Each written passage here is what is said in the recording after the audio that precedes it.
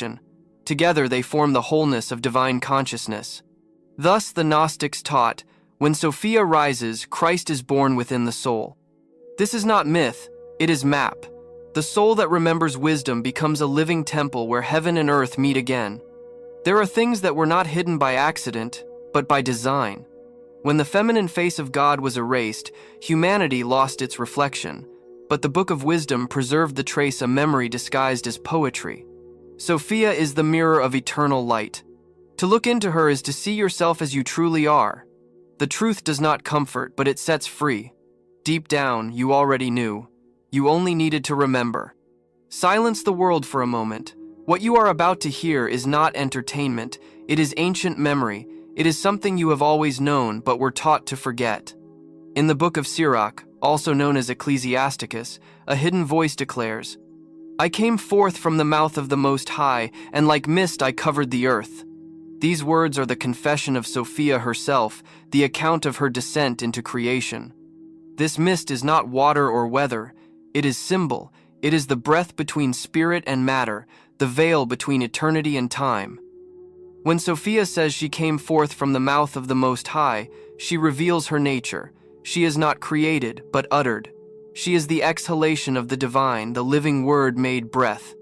To cover the earth like mist means that wisdom pervades everything. She is the subtle substance of existence, invisible yet real, soft yet irresistible. She descends not with thunder but with tenderness, enfolding the world in silence. The Gnostics saw in this passage the first movement of the divine descent, the moment when the spark of heaven entered the density of matter. Sophia, in compassion, chose to forget her own perfection in order to breathe life into what was incomplete. Her mist is the spirit that animates all things. The text continues, "I dwelt in the highest places, and my throne was a pillar of cloud." This pillar is the bridge between realms. Sophia reigns not in separation but in communion. She is the threshold, the space where the infinite kisses the finite. When wisdom spreads through creation, the anima mundi, the world's soul, is born. Every wave of the ocean, every gust of wind, every heartbeat is her whisper. "I gave forth a pleasant fragrance," she says. The fragrance is spirit itself, unseen yet unmistakable to the soul that remembers. The Gnostics taught that every being carries a particle of this divine mist. The body is its veil, the soul, its condensation. When we awaken, we recall that we are not merely creatures of dust, but vapors of eternity. The mist returns to the sky from which it came. Sirach continues, "I took root among a glorious people in the portion of the Lord." Here the mist becomes tree, the spirit taking root in humanity. Sophia no longer merely visits creation, she inhabits it. Her roots are in every act of kindness, her branches in every awakening mind. The religious authorities read this as a metaphor for moral instruction, but its meaning is deeper. Sophia plants herself within the human heart as the seed of divine remembrance. She is intuition, conscience, empathy, the quiet voice that says, "Remember where you came from." The modern world has forgotten this mist. It replaced mystery with measurement, silence with noise, living faith with doctrine. But faith without wisdom is blindness, and knowledge without Sophia is emptiness. What many call faith is often imprisonment. True faith is communion with the breath of the living spirit. There are things that were not hidden by accident, but by interest. The descent of Sophia was rewritten as submission, but the ancients knew, her mist is the womb of the world. Without her, creation would be lifeless matter. Sophia never left. She still covers the earth. Her breath moves through rivers, forests, and the quiet spaces between thoughts. Whoever learns to listen can feel her presence in the wind and in the pulse of their own heart. She is the divine mist, the bridge between heaven and earth, the word and the silence, the essence and the form. Where there is life, there is her trace. The truth does not comfort, but it sets free. Deep down, you already knew. You only needed to remember. Silence the world for a moment. What you are about to hear is not entertainment. It is ancient memory. It is something you have always known, but were taught to forget. In the book of Baruch lies a passage almost forgotten by time. "Who has gone up into heaven and taken her, and brought her down from the clouds? She appeared upon the earth and lived among men." Few have noticed the weight of these words, but here, for a moment, the hidden becomes visible. Sophia, the living wisdom, did not remain in the heights. She descended. Baruch speaks from exile, lamenting the loss of divine understanding. "Where is wisdom?" he cries, and the text answers like lightning. She appeared upon the earth. Not as abstraction, not as metaphor, as presence. Wisdom walked among humanity. The Gnostics understood this as the very heart of the cosmic story. Sophia, youngest of the divine emanations, beheld the source and longed to create in her own image. Reaching beyond the boundaries of the pleroma, the realm of divine fullness, she touched the shadow, and from that touch was born the demiurge, the false god who shaped the material world. Seeing what her longing had produced, Sophia was filled with compassion. She did not abandon creation. She descended into it to heal it from within. She appeared upon the earth. This is the first incarnation, not of word, but of wisdom. Before the Logos became flesh, Sophia became breath and blood. The Gnostics taught that the descent of Sophia opened the path for the descent of the Christ. The Logos could not enter matter until the feminine aspect of God had gone before him, preparing the way. He is the Word, she, the womb that receives it. Together they form redemption.